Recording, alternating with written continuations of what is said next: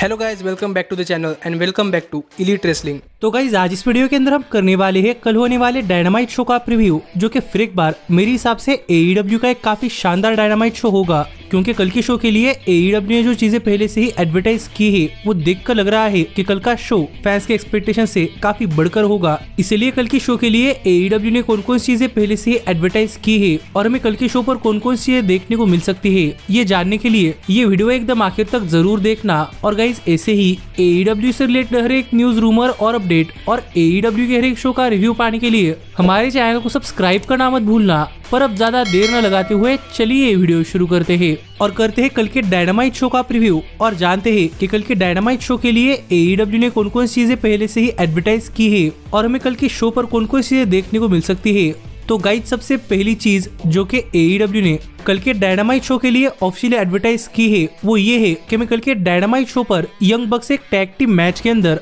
Top Flight को face करते हुए दिखाई देने वाले हैं। और अगर यहाँ पर हम बात करें इस मैच के बैक स्टोरी की, तो गाइस फिर एक बार इस मैच के लिए कोई बैक स्टोरी नहीं है, लेकिन हाल ही में यंग बक्स ने कहा था कि यंग बक्स टैग टीम रैंकिंग्स के अंदर आगे बढ़कर टैग टीम चैंपियनशिप्स के लिए नंबर 1 कंटेंडर्स बनना चाहते हैं और इसके लिए यंग बक्स हर एक चैलेंजर को फेस करने वाले हैं। और यंग बक्स के इस अनाउंसमेंट के बाद हमें इस week Young Bucks Top Flight को फेस करते हुए दिखाई देने वाले हैं, जहाँ पर टॉप फ्लाइट का AEW के अंदर डेब्यू मैच भी यंग बक्स से खिलाफ ही हुआ था और तब वहाँ पर भी यंग बक्स ने टॉप फ्लाइट को हरा दिया था। इसीलिए यहाँ पर टॉप फ्लाइट के पास एक चांस है कि वो यंग बक्स को हराकर अपना स्कोर सेटल कर पाए, लेकिन देखना पड़ेगा कि इस मैच के अंदर फिर एक बार जब टॉप फ्लाइट और यंग बक्स आमने सामने आते हैं तो ये मैच कितना शानदार मैच होता है। लेकिन जहाँ तक बात है इस मैच की विनर की, तो गाइज मुझे लगता है कि यंग बक्स ये मैच जीतने वाले हैं और वो ये मैच जीतकर टैग टीम चैंपियनशिप की तरफ एक कदम आगे बढ़ जाएंगे। लेकिन इसके बाद जो अगली चीज जो कि AEW ने इस वीक के डायनामाइट शो के लिए ऑफिशियल एडवर्टाइज की है वो ये है कि मैं इस वीक के डायनामाइट शो पर हमें स्काई ब्लू एक 1-on-1 मैच के अंदर विलो नाइटिंगेल को फेस करते हुए दिखाई देने वाली है।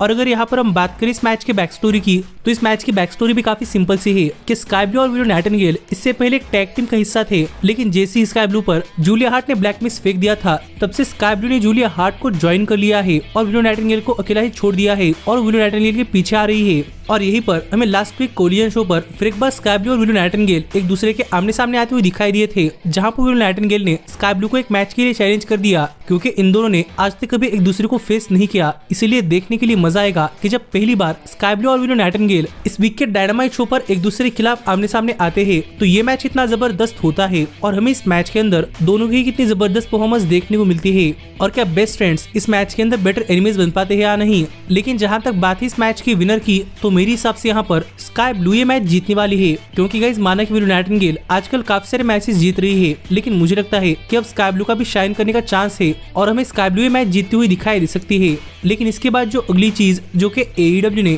इस वीक के डायनामाइट शो के लिए ऑफिशियली एडवर्टाइज की है वो ये है कि हमें इस वीक के डायनामाइट शो पर डैक्स हारूड एक 1-on-1 मैच के अंदर जॉन मॉक्सली को फेस करते हुए दिखाई देने वाले हैं। और अगर यहाँ पर हम बात करें इस मैच के बैक स्टोरी की, तो गाइज इस मैच की बैक स्टोरी भी काफी जबरदस्त है, क्योंकि हमने लास्ट टाइम देखा था कि जॉन मॉक्सली ने अपने आप को कोलिजन शो पर बेस्ट टैग टीम का हिस्सा कहा था और ये देखकर FTR उतनी इंप्रेस नहीं थी और यहाँ पर आकर FTR ने जॉन मॉक्सली पर अटैक कर दिया था। और इसी ब्रॉल के चलते हमें इस वीक के डायनामाइट शो पर जॉन मॉक्सली वर्सेस डैक्स हारूडे मैच देखने को मिलने वाला है, जहाँ पर मेरे हिसाब से ये मैच इस वीक के डायनामाइट शो का एक काफी शानदार मैच साबित होगा और फिर एक बार डैक्स हारूड को एक सिंगल्स मैच के अंदर परफॉर्म करता हुआ देखने के लिए भी काफी मजा आएगा। पर जहाँ तक बात है इस मैच की विनर की, तो गाइस मेरे हिसाब से यहाँ पर जॉन मॉक्सली ही मैच जीतने वाले हैं, क्योंकि जॉन मॉक्सली मेरे हिसाब से काफी जबरदस्त सिंगल्स रेसलर है और डैक्स हारूड नहीं, इसीलिए मेरी बेट यहाँ पर जॉन मॉक्सली के लिए होने वाली है। लेकिन इसके बाद जो अगली चीज जो कि AEW ने इस वीक के डायनामाइट शो के लिए ऑफिशियली एडवर्टाइज की है वो ये है कि हमें इस वीक के डायनामाइट शो पर टोनी स्टॉर्म की एक मूवी देखने को मिलने वाली है, जिसका के नाम होने वाला है वेटिंग।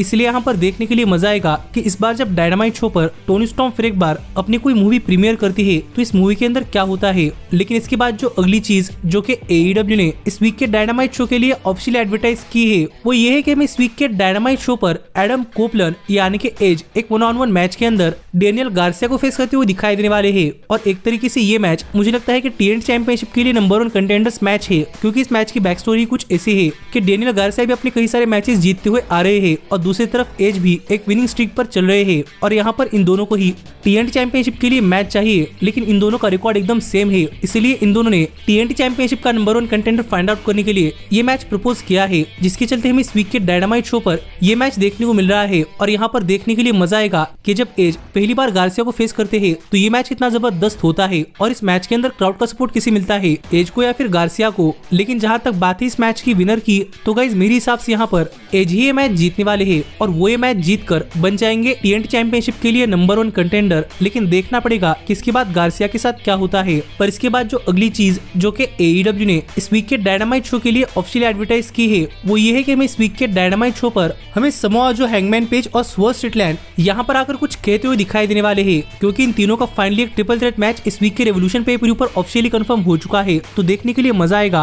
कि इस मैच के अनाउंसमेंट के बाद इस वीक डायनामाइट शो पर आकर इस मैच के तीनों ही पार्टिसिपेंट्स क्या कहते हैं और अपनी अपनी दावेदारी किस तरीके से पेश करते हैं। लेकिन इसके बाद जो अगली चीज जो कि AEW ने इस वीक के डायनामाइट शो के लिए ऑफिशियली एडवर्टाइज की है, वो ये है कि हमें इस वीक के डायनामाइट शो पर हमें ऑरेंज कैसिडी एक टेक्सास डेथ मैच के अंदर द किंगडम के मैट टेवन को फेस करते हुए दिखाई देने वाले हैं। जो देखा जाए तो इस वीक के डायनामाइट शो पर एक काफी बड़ा एडवर्टाइज किया हुआ मैच है, क्योंकि गाइस यहाँ पर ये एक टेक्सास डेथ मैच होने वाला है और आज तक हमने जो AEW के अंदर मैचेस देखे हैं वो सभी टेक्सास डेथ मैचेस काफी खतरनाक मैचेस रहे हैं। इसलिए फिर एक बार यहाँ पर ऑरेंज कैसिडी और मैट टेवन को एक टेक्सास डेथ मैच के अंदर देखने के लिए काफी मजा आएगा और मुझे देखना है कि इस मैच के अंदर ऑरेंज कैसिडी परफॉर्मेंस कैसी होती है, क्योंकि हमने यहाँ पर देखा है कि मैट टेवन और द किंगडम काफी सारे ऑरेंज कैसिडी के मैचेस के अंदर आकर उन पर अटैक कर रहा था और इसलिए ये मैच इस वीक के डायनामाइट शो पर हो रहा है। तो देखना पड़ेगा कि ऑरेंज कैसिडी इस टेक्सास डेथ मैच के अंदर मैट टेवन के साथ अपना स्कोर सेटल कर पाते हैं या नहीं। लेकिन मेरी इस मैच से काफी ज्यादा एक्सपेक्टेशन है और अगर आपको नहीं पता चल रहा कि ये टेक्सास डेथ मैच इस वीक के डायनामाइट शो पर क्यों हो रहा है, तो मैं आपको बताना चाहूंगा कि गाइस इस वीक का डायनामाइट शो टेक्सास के अंदर हो रहा है, इसलिए टेक्सास की थीम पर ही हमें ये मैच इस वीक के शो पर देखने को मिलने वाला है।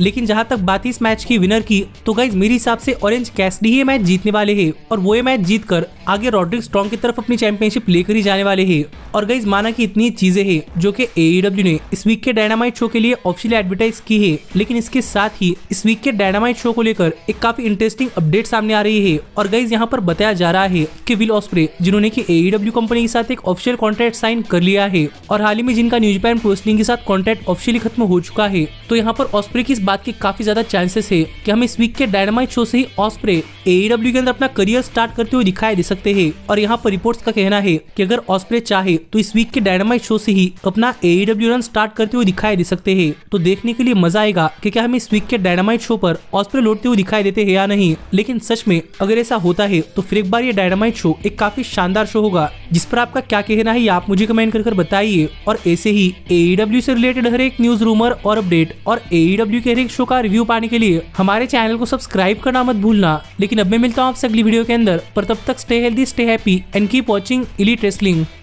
Hey, did you like that video? Click the screen for more. And where do you think you're going? Check out our official merchandise page and to support the entire cast. And thanks so much for being the elite. The